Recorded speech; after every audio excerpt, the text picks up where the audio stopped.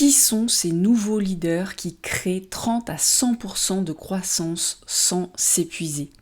Écoute bien, dans cette vidéo, tu vas peut-être t'identifier parmi ces leaders ou alors tu vas emprunter un certain nombre de leurs stratégies qui vont vraiment t'aider en 2025. Ces nouveaux leaders ne veulent plus se trahir, ils sont impressionnants parce qu'ils ont basculé dans une nouvelle dynamique. C'est un vrai virage qui s'opère chez certaines personnes aujourd'hui. C'est des hommes, des femmes qui ont construit, qui ont investi, qui ont travaillé dur, qui ont surmonté leurs peurs, qui ont dépassé leurs limites, qui ont connu des succès, qui ont eu des beaux scores, de la reconnaissance et qui pourtant s'arrêtent. Ils regardent autour d'eux, ils se demandent mais à quoi ça sert tout ça si je ne me sens plus vraiment là? C'est pas des débutants, je les croise dans les masterminds et dans les soirées de réseautage. Je les vois aussi sur les réseaux sociaux et aussi il y en a certains que j'accompagne. C'est pas des débutants, ce sont des vrais bâtisseurs et ils savent que continuer comme avant, c'est aller droit dans le mur. Et ce qu'ils veulent maintenant, c'est pas plus d'efforts, c'est plus de lucidité. Je vais te partager leur constat et peut-être que tu vas te reconnaître dedans. Ils ont regardé autour d'eux et ils ont vu que, oui, effectivement, cette incertitude-là, c'est pas une fois de temps en temps quand l'économie est en crise, c'est en permanence.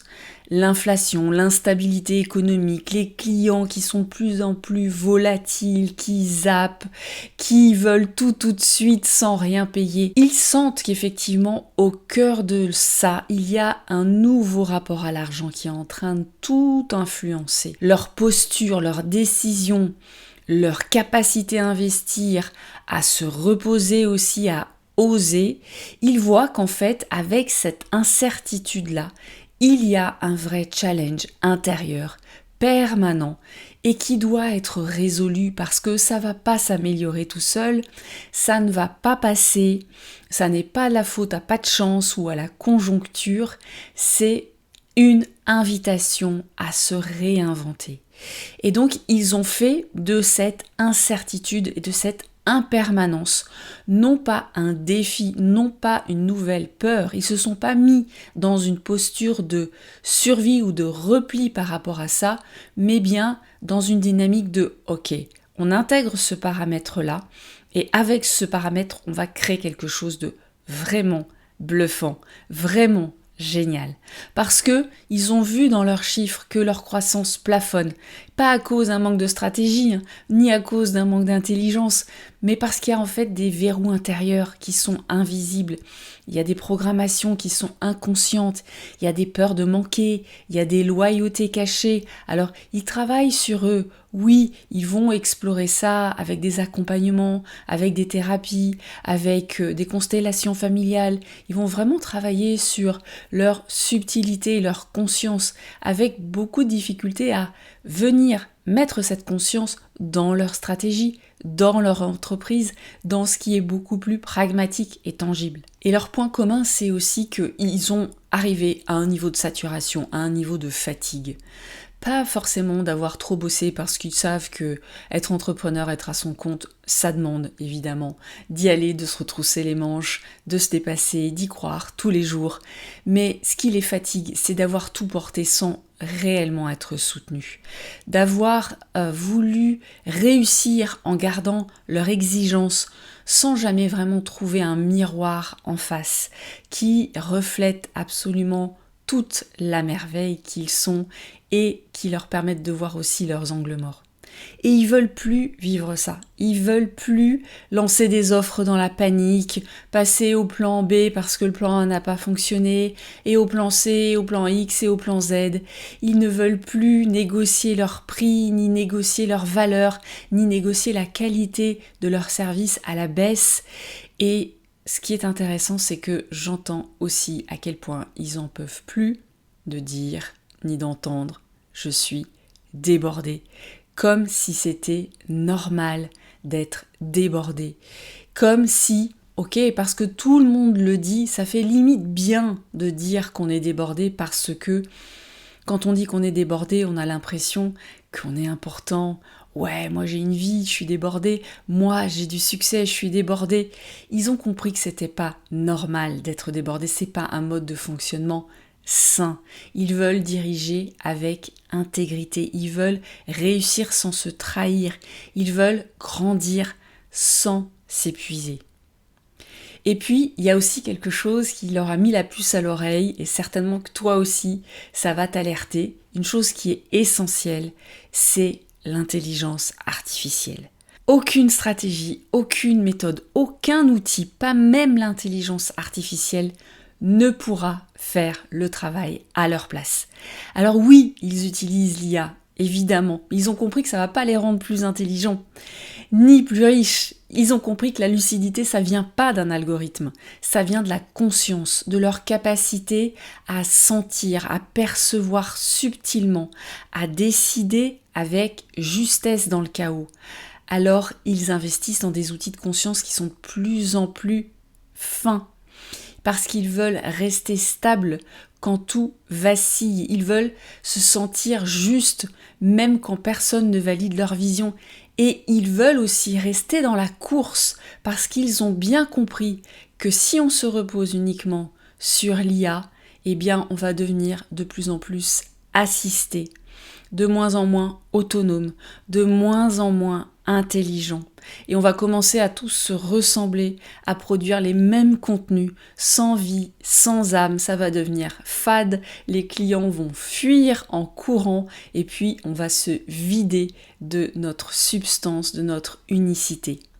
Et ça, c'est un vrai changement de paradigme. Dis-moi en commentaire si tu le partages. Ce qui est intéressant aussi, c'est de voir à quel point, en fait, ils ont compris que leur ambition est spirituelle. Ils sont en train d'en fait faire tomber toutes les illusions sur la réussite. Ils veulent pas réussir en écrasant les autres. Ils ne veulent pas briller en se forçant. Ils ne veulent pas de la richesse qui les abîme. Ils savent que plus d'argent, ça n'est pas forcément plus de bonheur. Ou qu'en tout cas, le bonheur ne viendra pas avec l'argent. Ok, ça va aider, ça va faciliter, ça va simplifier. Mais ils veulent surtout plus de marge intérieure aussi, plus de paix, plus de choix, plus de capacité à être eux-mêmes sans compromis.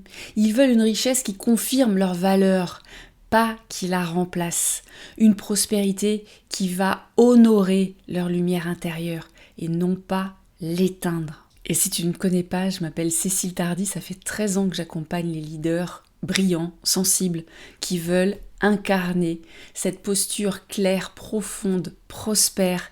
Parce que j'ai connu moi aussi ce moment où je faisais tout bien, mais ça bloquait encore, au point de risquer la faillite et au point aussi d'avoir mis en danger mon mariage avec un mari qui m'a dit « mais si ça ne se débloque pas, on arrête là, il faut que tu trouves une solution ». Alors j'ai arrêté de chercher la réponse dans le monde, à l'extérieur, dans ce qui se faisait.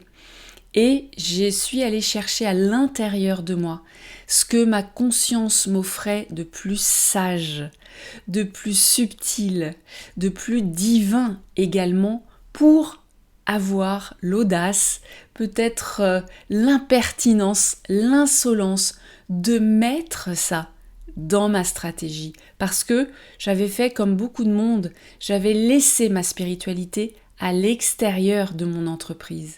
Et lorsque je l'ai réintégrée à l'intérieur, que c'est devenu vraiment deux dimensions qui sont indissociables, c'est là que tout s'est mis en place, que j'ai pu même multiplier mes résultats par 12, sans me sacrifier, sans me perdre. Et c'est pour ça que j'adore accompagner ces leaders, parce qu'ils sont à contre-courant, parce qu'ils ont une foi inébranlable, ils sont courageux, ils sont exigeants, ils sont brillants, ils sont éveillés ou en chemin d'éveil.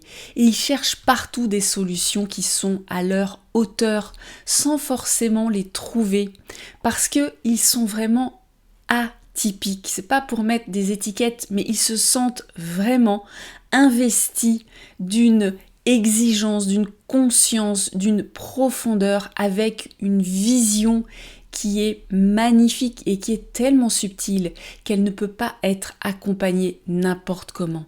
Ils cherchent un endroit où on ne leur parle pas comme à des enfants, où on voit chaque détail, où on le respecte, où on l'optimise.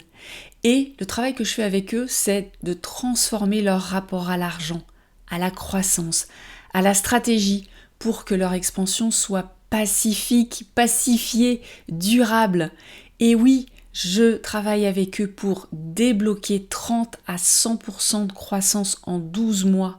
Oui, mais pas au prix de leur âme. Et toi, tu en es où aujourd'hui ? Si tu t'es reconnu, ça n'a rien d'un hasard. Tu sais que tu fais partie de cette nouvelle génération de leaders lucides.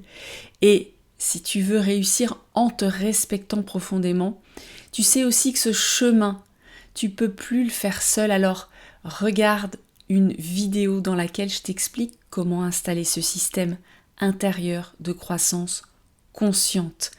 C'est une vidéo qui est stratégique et spirituelle. Tu pourras la retrouver dans la description. Et si cette vidéo t'a parlé, pense à t'abonner à cette chaîne pour ne rien manquer. Les autres contenus arrivent très vite pour t'aider à grandir sans te trahir. Merci d'être ici. Merci de contribuer à ce monde plus conscient.